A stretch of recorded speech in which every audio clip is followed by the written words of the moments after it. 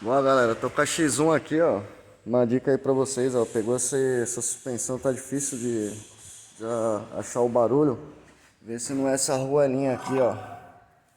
Tá? Essa original, ela vem com essa arruela que ela acaba raspando na parte do agregado. E ela dá um estralo bem alto, tá? Então confere se essa arruela aqui, ó, tá bom? Não possa ser o causador do barulho. Tá? E aí o rapaz aqui, ó, ele faz um embuchamento.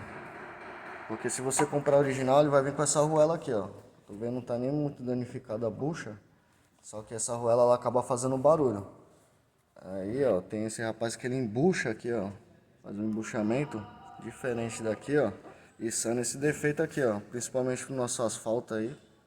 Bastante buraco, um monte de coisa. E aí pode ocasionar esse barulho aqui com essa arruela aqui que fizeram, tá bom?